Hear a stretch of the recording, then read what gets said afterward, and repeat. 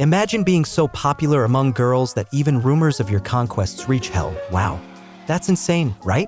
It's like you're the very Yuzui Tingen with his 3 wives, but only this guy doesn't have a katana, can't fight, isn't flashy, and above all, doesn't conquer girls in real life. He's just a 4-eyed guy who charms waifus in video games and calls himself a god of conquest. However, the demons of hell had their eyes on him, and his high school life was about to take a completely unexpected turn. After leaving the classroom, or rather, after the teacher kicked him out for being immersed in the vice of gaming, the protagonist was run over by Ayumi, a very cute waifu who cleaned the classroom with him. However, that time she was more energetic than usual, and since she had things to do and they were scheduled to clean together, she asked him to cover for her and clean alone for that day. Well, it's not like he had a choice. She even handed him the broom right away, that sneaky girl. Later, after sweeping, he got back into his games and received a message from Dekuro Calavera, who had heard the rumor that he could conquer any girl, so she sent him a contract to conquer a specific one. Feeling challenged, the protagonist accepted the message, and that's when the sky began to darken and a demon named Elsie appeared. She was in charge of capturing lost souls of demons who had escaped from the old hell and were traveling to the human world to get into the hearts of waifus. The only way to save them was to remove the soul from their hearts with the power of love, and the best way was to make them fall in love and give them a kiss. That's why they needed his help, and he accepted the contract from the Calavera. They should clear all that up beforehand. Well, that wasn't all, because they also put a special collar on him, and if he didn't fulfill his duty, his head would roll. However, he tried to explain to the waifu that it was a misunderstanding and asked her to remove the collar, but she couldn't do it until he fulfilled the contract.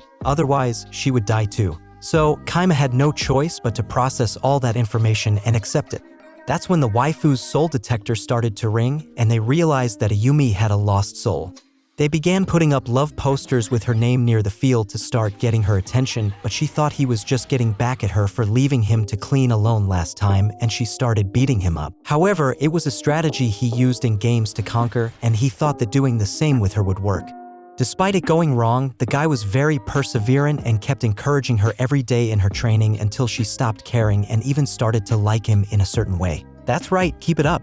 But one day, before the championship, the waifu injured her ankle because of the second-year girls, or so they thought. Since they didn't want to share the field with her, they moved the obstacles she had to jump over and ended up in the nurse's office. The protagonist saw an opportunity to get closer and brought her a basket of fruit and some running shoes for her race. But she was really upset and told him she couldn't run while injured. However, he knew it was all a lie to avoid running. The waifu started crying and said she didn't want to disappoint her coach and her friends, so she pretended to be injured. But the guy trusted her and sweet-talked her, saying he believed in her talent and would always support her. Those words touched the waifu's heart and she blushed, and to make the moment perfect, the protagonist slipped down the stairs and, accidentally, they kissed. Although I think they wanted to, but okay. Then, the waifu's lost soul came out and Elsie captured it in a jar. The next day, the waifu didn't remember anything about the conquest, and Elsie enrolled in their school, pretending to be her sister to help him with the work. After introducing herself to all her classmates, who by the way didn't believe that she was his sister, she followed him out of school with an order from her boss to stay at his house. However, he didn't understand anything because he was supposed to have fulfilled his part of the deal by releasing the lost soul that the waifu had. Still, there were more souls in that city, and they weren't going to leave him alone until they captured them all. To make matters worse, his mother ran into them on the street and was delighted to see her son with a girl, so she invited her to their house for a meal. There, the waifu pulled out another fake letter her boss had invented, pretending to be the late mother of Elsie, and introduced herself as a lost daughter of her husband. Wait, these demons are liars. Well, the old lady got all upset and bought the whole lie because Kaima's father was constantly traveling the world, so she called him in a rage and told him never to show up at their house again, and after she calmed down, she accepted Elsie as part of their family. And the Four Eyes, after seeing that the waifu cleaned the house, prepared food for him, and was making an effort to please him, also accepted her. Besides, the only option he had was to finish the contract to be able to remove the collar and continue with his normal life. The next day, the next waifu with a lost soul appeared. She was a blonde from high society who attended their school, Oyama Mio. But despite seeming strong on the outside, the protagonist believed she would be easier to conquer than Ayumi herself. He thought he just needed to unexpectedly confess his love to her to win her over, or so he thought. So he started practicing his confessions with Elsie to prepare. The following day, he gathered his courage, declared his love to her without even knowing her, and even asked her out. But the waifu just looked at him like, "Who the hell are you?" and ordered her escort to remove him from her path. Well, the protagonist's plan didn't turn out as expected, so after school, he followed her to her house, and that's when he realized that she wasn't actually rich, it was all a lie. So there he was, being a real creep, peeking through the window. But that information would come in handy to conquer her later on. The blonde, despite being poorer than Cinderella, thought of herself as the last drop of water in the desert because her father once had money, but now they were broke, and she apparently couldn't come to terms with her reality. So the chauffeur left her alone because he was tired of talking to her to stop pretending. When she left the house, she ran into the protagonist and got all embarrassed, but she still wanted to keep up appearances and threw a tantrum. In reality, she was scared because he had seen her like that and no one at school knew the truth about her. The protagonist planned to use this shared secret to start winning her over. So the next day, he went to pick her up at her house, pretending to be her new private chauffeur. The problem was he had a bike, and the girl, knowing that he was in love with her and seeing him all poor, initially rejected him. However, Elsie cast a spell on the bike and turned it into a kind of carriage, and that's when she reluctantly accepted. After all, she didn't really have a choice. They continued like this for 5 days. The protagonist would pick her up at her house and drop her off at school. She hadn't mentioned anything about where she lived, and that intrigued her so much that she began to act differently with him without realizing it. They even played for a moment, and that's when she realized she was changing and started pretending again. But despite her spending money on shoes that didn't let her walk properly, buying thousands of sandwiches she wouldn't eat, and not respecting her late father's memory, the protagonist saw something in her and knew she had a good heart. So he started to see how the conquest would end. What a pro, this guy. He bought her a dress and took her to a fancy party at night. He also dressed up nicely, and at the back of the mansion, he found the waifu. He told her that he wanted to go to the party too and asked her to teach him how to dance. After insisting for a while, the blonde agreed and they had a beautiful moment. Unfortunately, some old men who worked with her father arrived and started making fun of her because she was living in an apartment with her mother. That's when the protagonist told her that she needed to stop pretending and start living her life. He knew she was doing it for her father's memory, but she wasn't happy that way. The waifu was left speechless and blushing like a tomato, so he took her by the waist and kissed her, and at that moment, the lost soul came out and Elsie captured it. Afterward, the waifu forgot everything about the protagonist and the conquest. She started using her money more wisely, but she still acted as if she were rich. Nevertheless, she looked happier thanks to Kaima. In a change of scene, we see the protagonist having breakfast with his family, or rather, gulping down a piece of bread in a hurry to continue playing and get to school. His mother asked Elsie to look after him because he was so absorbed in his games that he didn't even watch where he was going. But well, he managed to arrive at school in one piece, folks. He almost got run over by a bike and bumped into a cat on the way, but all was fine, just casual. Upon arriving at school, the obsessed protagonist continued playing games right in the middle of class. He couldn't care less about what the teacher was saying, so when the teacher asked him a question, the gaming pro actually answered correctly. However, he still got scolded for ignoring the class because he was so immersed in the game. It turned out that the game he was playing seemed to have a bug or something, as the NPC kept asking the same question over and over. So he asked his sister for help in making decisions and writing them down on a sheet of paper to change the course of the story and see if that would help him progress. Well, there were a bunch of different questions and answers, so they spent the whole night sitting in the school playing. It even felt like they were in a déjà vu instead of a game. After more than 100 attempts, he managed to bypass the bug and see the end of the game. There was a reason he called himself the Conquest God. The next day, while having breakfast before going to school, Elsie was all excited because her favorite artist was on TV. This artist was Kanon, a cute pink-haired waifu who sang pop or something like that. But well, the thing is, her sister came up with the brilliant idea of asking Kaima if he knew her, and obviously he said no. He had no interest in the world of celebrities, unlike her, who even had a bow in her hair to resemble her. When they arrived at school, everyone was going crazy because it turned out that Kanon studied at the same school as them and to top it off, in the same class. But since Elsie was new, she didn't know anything about it, so when she found out, she almost had a heart attack. While everyone was going crazy, the protagonist was calmly playing on the rooftop. He coincidentally ran into the waifu, but when she approached to greet him, he didn't recognize her and told her to stop bothering him because he was playing. He's a real master, but this earned him an electric shock from the pink-haired girl who was very annoyed that he didn't know her. After all, she was the idol of the moment and practically insulted him with that. Then his sister arrived looking all worried, and when she saw that he was with the waifu, she completely ignored him, even taking his PFP portable game console to ask for an autograph. The girl practically did it right on the screen. And oh, we know you hate him, but you don't play around like that. At that moment, Elsie's soul detector started ringing, and guess who had a lost soul? Yes, the pink-haired idol. This was going to be a real challenge for the protagonist because he had started on the wrong foot and the waifu practically hated him already. But you know how they say, from love to hate, there's only one step, so his sister started investigating her to see how he could conquer her. He had no intentions of doing so, but the waifu was so annoyed with him that she invited him back to the rooftop where she told him not to tell her manager about what she was going to do and started undressing. Well, so far so good, but don't get any wrong ideas because she also turned on the stage lights, the speakers, and started giving him a private concert, all with the intention of making him recognize her. But the protagonist completely ignored her because he was too busy playing.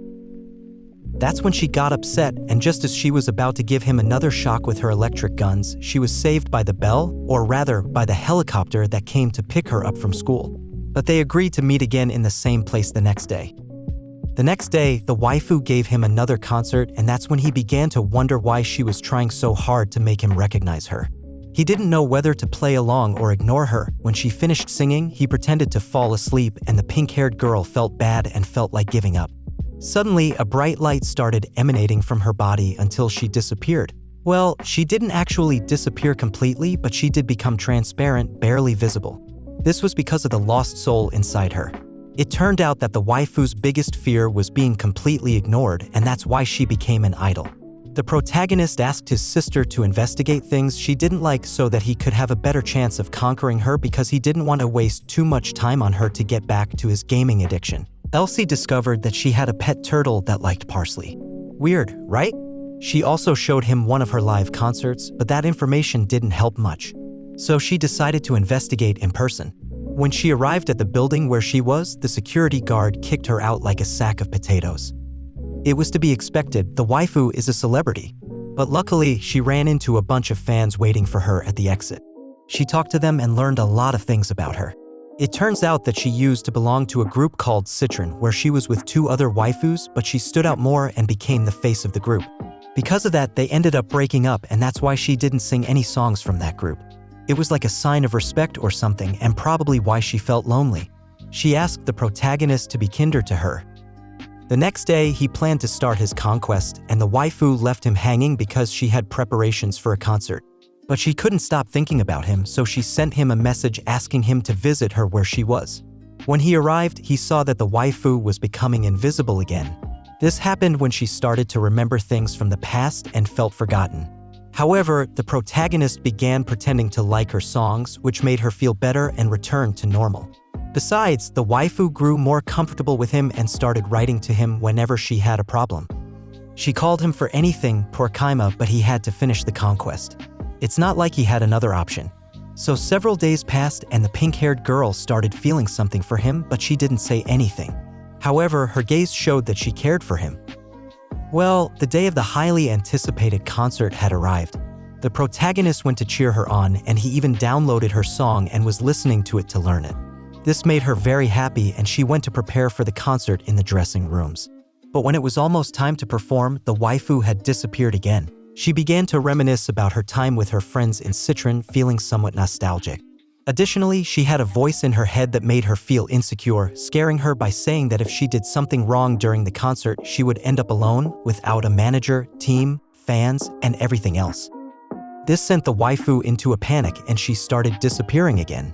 When the person who was going to do her makeup entered her dressing room, she was no longer there. She went ghost mode again. Everyone went crazy searching for her, and since the protagonist and Elsie were nearby, they heard everything.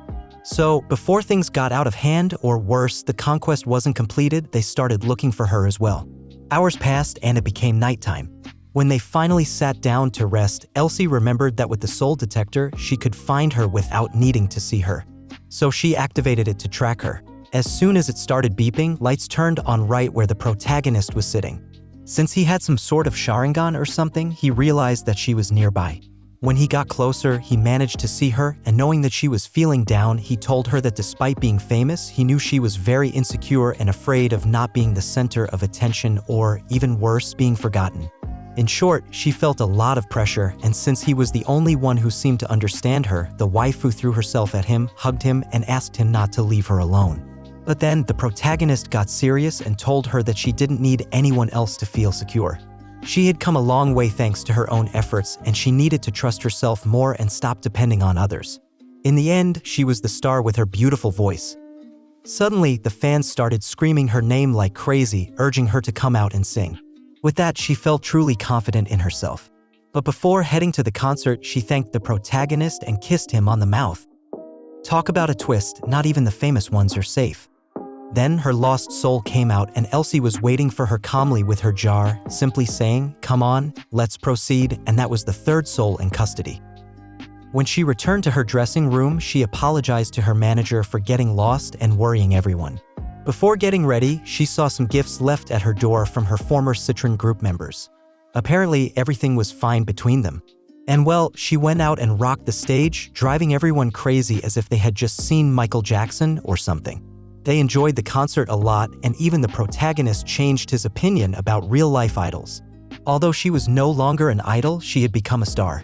In a change of scene, we see the protagonist's mother looking incredibly sensual taking a bath while thinking about Kaima's behavior when out of nowhere, a dragon appears at her house window. There we see Elsie, all happy, cleaning the house and preparing food for her brother when the very ungrateful brother told her that it tasted horrible and that she shouldn't cook anymore. That broke the waifu's heart so much that she confided in Shiru at school. The waifu gave her a magazine with a special recipe for a meringue and strawberry cake. It looked delicious, so she decided to make it to please her brother. But instead of looking for ingredients from her world, she decided to use ingredients from her own world, and it turns out that one of the eggs she brought to put in the cake hatched into a fire-breathing dragon that chased her all around the school. After running around for a while, she returned to the cooking class to continue making her cake, but then the other eggs cracked open and more monsters came out, and to top it off, the dragon returned. Apparently, the waifu didn't know that cakes were made with chicken eggs. In the end, she managed to finish making the cake that day, but she left it in the backyard while she was busy running around. The next day, she skipped classes again to continue with the same chaos. In that class, the protagonist had scored a perfect 100 on an English exam, but since the teacher had a grudge against him for always playing games, he insulted him in front of the whole class. And since the physical education teacher couldn't make it, that son of a gun had to fill in for him. As expected, he targeted the protagonist, knowing that he was bad at sports. He made him jog for a while and started making fun of him, reminding him that he had a meeting with his mother that evening to discuss his behavior at school. Despite being a good student, it wasn't right to ignore the teachers and play games. But the kid still scored a perfect 100. I don't see the problem, but okay. Then, the dragon and the bunch of monsters appeared right in the middle of the physical education class, and they started chasing the teacher, who was shouting like a madman. That's when the protagonist realized that Elsie was behind all of this, but just as he was about to apologize to her for being so rude, he received a notification from a game and forgot about her. On the other hand, the English teacher called his mother and informed her that he would be coming to their house later to discuss Kaima. This is where we return to the present and see the waifu taking a bath to welcome the teacher. But when the dragon appeared, she couldn't see it clearly and thought it was a burglar inside the house. When she came out of the bathroom, she smacked the protagonist with a vase because she didn't know he had come back from school and was eating the cake that Elsie had left in the kitchen like a pig. And well, it turns out that the dragon climbed onto the roof in search of the waifu, but her pet, which looked like some kind of octopus, followed it and ended up eating it. To top it all off, the teacher had just arrived and saw all of this, so he ran away screaming like a madman. The next day, the waifu apologized to the protagonist for all the chaos she had caused, and to prevent her from continuing to cook strange dishes from her world, she sent her to the school library to learn more about Earth's customs and traditions.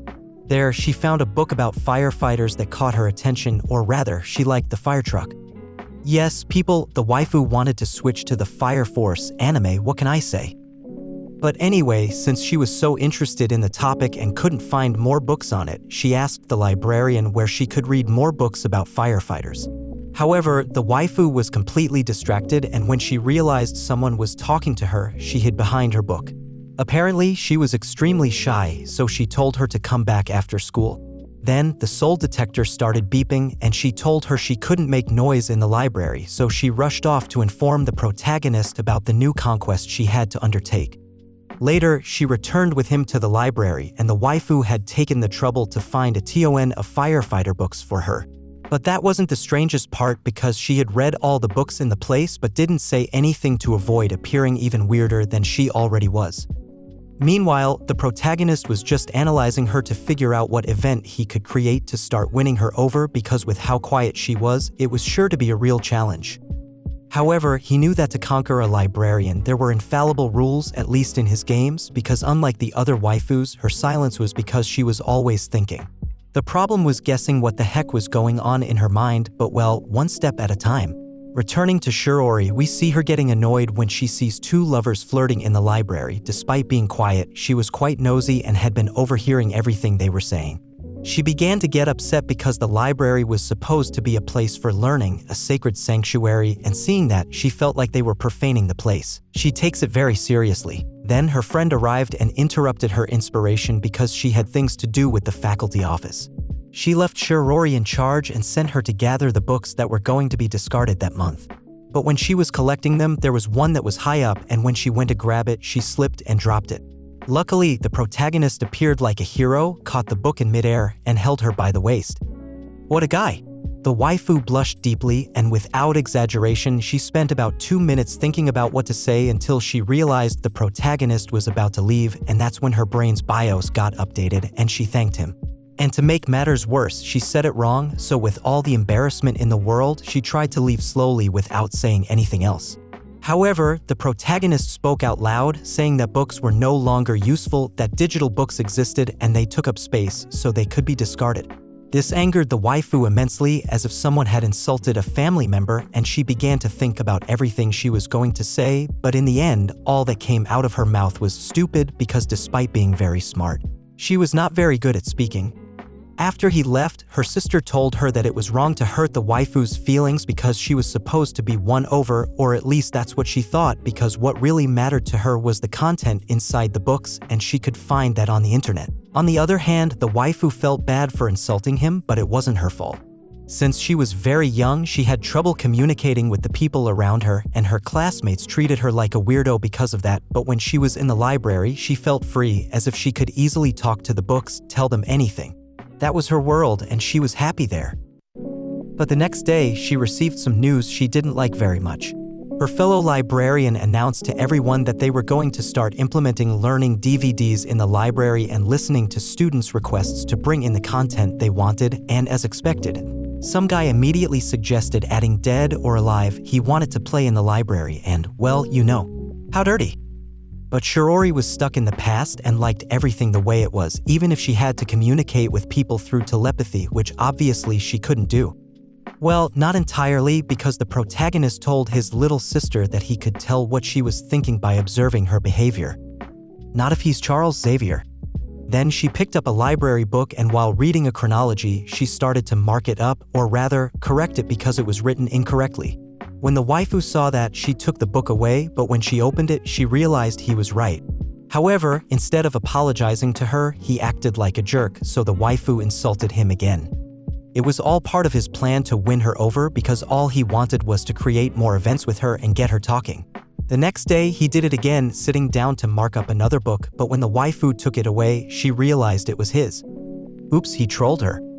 Then, the waifu's internal and external voices started to mix, and she was saying things out loud nonsensically, apologizing and insulting him at the same time. This was also due to the upcoming changes in the library, and she was stressed. The protagonist took advantage of that and told her that he went to that place to isolate himself from others because he liked being alone without anyone bothering him. The waifu told him she felt the same way and they started to get along, but out of nowhere, she received a letter, and after tearing it up, she left very upset. Thanks to Elsie's powers, they repaired the letter and realized that they were planning to replace all the library books with a multimedia room. This is where the protagonist wanted to make his final move to win her over. After the news, the waifu rebelled, went to a store, bought some decorations, and entered the library before the school opened. There, she began gathering a bunch of books and brought them to her office along with the decorations. She sat there like a boss. She also changed the access code to enter the library and left a notice on the door stating that she was against the new multimedia room. In other words, the waifu took control of the library like a real gangster. Since she woke up early to do all of this, she was really tired and fell asleep. By the time she woke up, it was already night and her friend and the other students were still yelling because they couldn't get in. The waifu started to worry because they could find a teacher and get her into a lot of trouble. Then she heard some debris falling from the ceiling, and when she went to see what was happening, it was the protagonist who had entered. He opened a hole with the help of his sister and entered Mission Impossible style. He told her that he agreed with her and intended to support her, but his support was staying by her side in the office playing Mario Kart. Wow, what great help. The waifu started to feel uncomfortable because of all the silence, which is ironic because she doesn't even talk, but she felt the need to do so with him and thought about how to start a conversation. Eventually, she got thirsty and they started talking when out of nowhere, her friend cut the power to reset the password and gain access. Then the waifu told him that she absolutely didn't want them to take away the library because it was where she felt safe and calm and didn't have to talk to others. But the protagonist told her that wasn't what she really wanted. In reality, she did want to talk to other people, she was just afraid to do so. It was true that she cared about the books, but she also saw that place as a refuge, a comfort zone. So he took her by the waist and told her he would give her the courage she needed to raise her voice, and then he kissed her. This guy is Romeo, definitely. The lost soul came out and his little sister captured it. When they realized it, it was already morning. They had spent an entire day locked in there. When they managed to enter, Shiori apologized for causing trouble, but the idea of getting rid of the books had driven her to do that. So she asked them to reconsider and have a meeting to discuss it. The other waifu agreed but also made room for creating the multimedia room that everyone wanted. Then she told them that she would help organize everything, but before doing that, she needed to get some water. That's when she realized she didn't have any, and she started to wonder if she had really been alone all that time because she seemed to have seen someone in her dreams, but the protagonist left before everyone arrived. Elsie covered the hole in the ceiling. And as always, she had forgotten everything about the conquest. Days passed and we see Elsie preparing dinner after cleaning the house. Her mother, who wasn't really her mother, well, you know what I mean, arrives and thanks her for everything she's doing to help them. She even says that she would like her to be her real daughter, unlike Kaima, who came out of his room at 2 p.m. like a complete piece of crap after spending the entire night playing games. Well, it's no surprise. He's been gaming like a godlike addict for 12 chapters, and he had the audacity to tell his sister that since he arrived home, he hadn't had enough time to play. He had a ton of accumulated games that he hadn't completed, and that was an insult to him. So he decided to enter Conquest God mode again. He went to a room with 6 screens and several consoles to play them all at the same time. Now we've lost the 4-eye guy. His sister, upon seeing that, was like WTF and slowly left the room, but that was just the beginning. After playing 6 games at the same time, he started playing the Nintendo Wii and Just Dance at the same time. Which is quite strange because he was bad at sports, but he spent hours nailing the forbidden moves. After a while, he decided to take a break. But since the guy suffered from anxiety or something like that, he got more TVs and consoles and told Elsie that playing 6 games at a time wasn't enough, so he was going to play 24 games at the same time. What a crazy idea the protagonist came up with. That's when his sister got more worried about him than usual because he hadn't eaten anything in days and it could affect him at any moment. But he didn't listen and continued playing in God mode. He looked like a spinning top until his body couldn't take it anymore and he started to see blurry screens. The guy was in zombie mode, but it was worth it because he advanced 3 months worth of gaming in just one day. He was definitely a gaming god. Well, folks, that's the end of the first season. If you liked it and want me to upload the second season to the channel, don't forget to smash the like button, subscribe, and leave the word video games in the comments. But remember, don't be as addicted as Kaima. Take showers and drink water. See you.